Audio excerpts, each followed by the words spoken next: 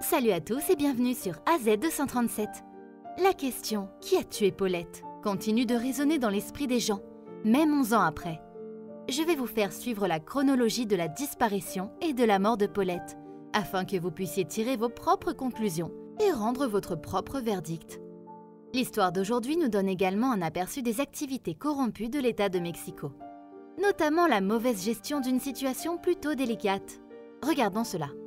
Mais avant de commencer, j'aimerais vous rappeler qu'après avoir regardé cette vidéo, vous pouvez faire un tour sur notre chaîne pour découvrir de nombreuses histoires à la fois incroyables, intéressantes et émouvantes. Et n'oubliez pas de vous abonner à la chaîne et d'activer la cloche de notification si vous êtes nouveau parmi nous. Paulette Guevara Farah est née le 20 juillet 2005 de Lisette Farah et Mauricio Guevara. Elle était une élève de maternelle de 4 ans qui a disparu de son domicile au Mexique. Sa mère est avocate et son père est un homme d'affaires réputé. Elle est donc issue d'une famille riche et influente du Mexique.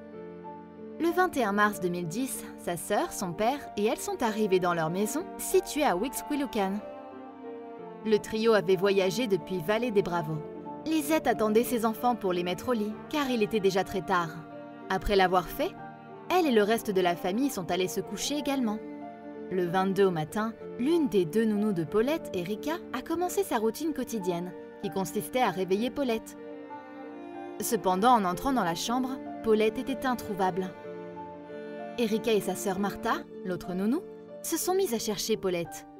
Martha avait déclaré « Je l'ai cherchée dans la salle de bain, sous le lit et dans le placard. Je ne l'ai pas trouvée et j'ai décidé de fouiller également la chambre des parents, puis celle de sa sœur. Et puis j'ai cherché dans sa chambre encore une fois. » Erika et sa sœur étaient toutes deux employées pour garder l'appartement en ordre et s'occuper des deux enfants. Ce matin-là, les nounous avaient apprêté la sœur de Paulette pour l'école et avaient attendu avec elle que le bus vienne la chercher vers 7 h. C'est à 8 h qu'Erika a retrouvé la chambre vide, sans Paulette en vue. La nounou a alors alerté la mère de Paulette et elles ont commencé à fouiller leur appartement. Elles ont cherché Paulette partout dans le complexe immobilier, dans les ascenseurs, la piscine, le terrain de jeu et même le parking, sans succès. Lorsque Mauricio a appris la disparition de sa fille, il a alerté sa sœur qui à son tour a appelé les autorités de Huixquilucan. La famille affirmait avoir cherché partout dans l'immeuble, sans trouver leur petite fille. Pourtant, il n'y avait aucun signe d'effraction ou d'enlèvement. Les serrures des portes et des fenêtres n'avaient pas été touchées. Rien ne manquait non plus. L'immeuble où vivait la famille était équipé d'un système de surveillance et lorsqu'il fut vérifié, il n'y avait aucune séquence montrant Paulette quittant la maison ou étant enlevée.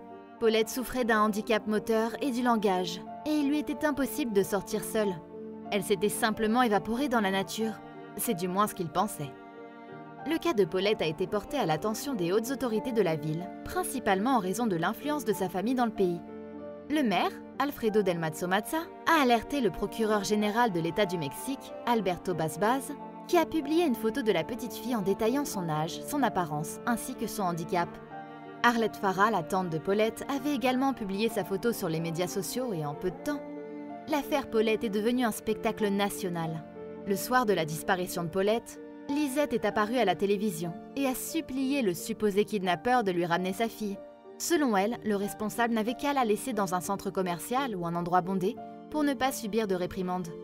Elle était allée jusqu'à installer des panneaux d'affichage et à placer des publicités à la télévision et dans les transports publics. Le père de Paulette est également apparu dans les médias et a demandé le retour de sa fille. Il a affirmé que le matin de la disparition de sa fille, il était au travail. Le 29 mars, les parents de Paulette et ses deux nounous, Erika et Martha Casimiro, ont été placés sous ordonnance de restriction en raison des mensonges et des incohérences de leurs déclarations. Le procureur Alberto Basbaz déclara « Chacune d'entre elles, à un moment donné, a falsifié ses déclarations, ce qui a rendu difficile la connaissance de la vérité des faits et la clarification d'une ligne d'enquête ferme. » Le lendemain, les parents de Paulette ont été retenus au poste de police mexicain pendant de nombreuses heures, avant d'être transférés dans un hôtel pour y subir leur ordonnance de restriction. Les policiers ont placé de nombreuses couvertures dans la maison pour reconstituer les événements qui avaient précédé la disparition de la petite fille.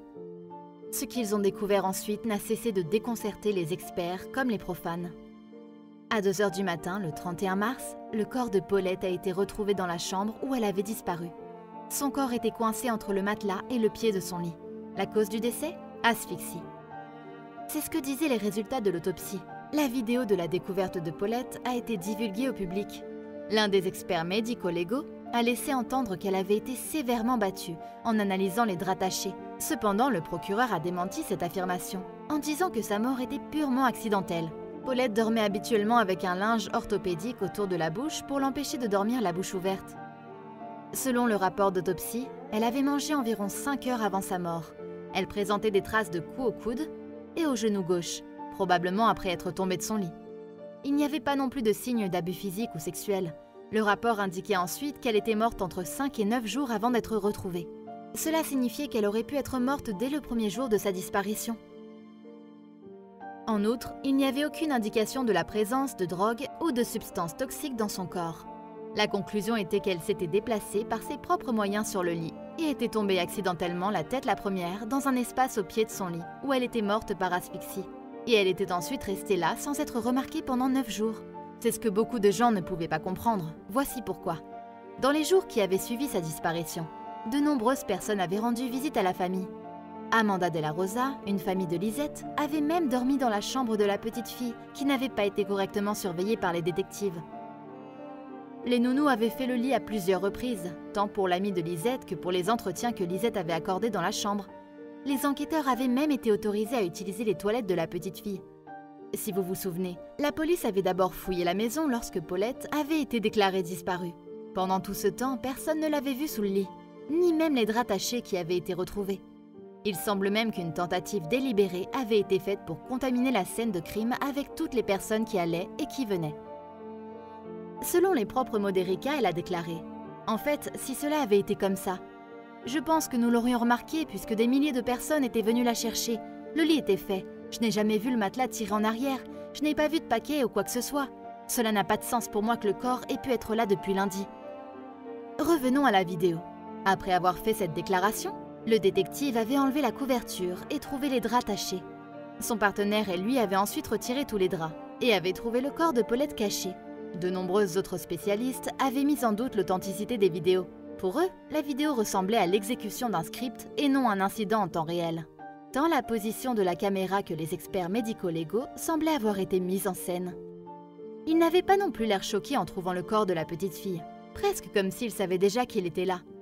Ce qui était encore plus étrange était l'heure de la recherche. Il était 2 h du matin. Qui pourrait effectuer une telle fouille à 2 h du matin?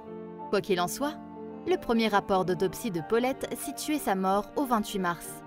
Mais il a été modifié par la suite entre le 21 et le 26 mars à la demande d'une haute autorité non identifiée. La mère de Paulette est devenue un suspect. Un enregistrement de Lisette et de sa fille aînée était apparu. Dans l'enregistrement, on entendait Lisette dire à sa fille de ne rien dire de la disparition de sa petite sœur. Ce à quoi sa fille avait répondu « Pourquoi maman ?» Et Lisette de répondre « Parce que sinon ils vont nous accuser de l'avoir volée ou que tu l'as emmenée pour qu'elle soit volée. » Lisette a déclaré que ses propos avaient été sortis de leur contexte et que cela ne signifiait pas qu'elle avait quelque chose à voir avec cette affaire. Mauricio, dans une interview, a déclaré qu'il ne pensait pas qu'il s'agissait d'un accident. Mais sans aucune preuve, Lisette ne pouvait pas être arrêtée. Dans l'une des interviews que Lisette avait accordées dans la chambre de Paulette, on voyait un pyjama soigneusement plié sur le lit. Il s'agissait du même ensemble que celui dans lequel la petite fille avait été trouvée. Il se pourrait que la fille avait plusieurs ensembles de pyjamas identiques. Cependant, on ne pouvait nier que cela semblait suspect. Lisette restait si calme et si détendue, voire insensible dans la plupart de ses interviews. Bien qu'elle avait dû fouiller dans les affaires de sa fille, on lui a diagnostiqué plus tard un trouble de la personnalité. La théorie était que les handicaps physiques de Paulette étaient devenus un fardeau pour elle, déjà mentalement instable, ce qui l'avait alors poussée à la tuer, afin de se soulager de ce fardeau. C'était exactement ce que c'était, une théorie. Paulette avait 2 nounous qui s'occupaient de la plupart de ses besoins, et elle était donc bien à l'écart de sa mère. Le 6 avril, Paulette a été enterrée à Panteos Frances au Mexique. La famille de son père n'était pas présente, en raison d'un accord passé entre les 2 filles. 7 ans plus tard, son corps a été exhumé et incinéré, après que les autorités aient établi qu'il n'était plus considéré comme une preuve. Après tant d'années, les gens ne sont toujours pas convaincus que la mort de Paulette était un malheureux accident. Ils pensent que ses parents, ses nounous et même les autorités impliquées connaissent le coupable ou tout au moins les circonstances réelles de sa mort. Quelle est votre opinion au sujet de cette histoire? Dites-le nous dans les commentaires. Si vous avez aimé cette vidéo, alors cliquez sur le bouton j'aime et partagez-la autour de vous. À très bientôt sur AZ237.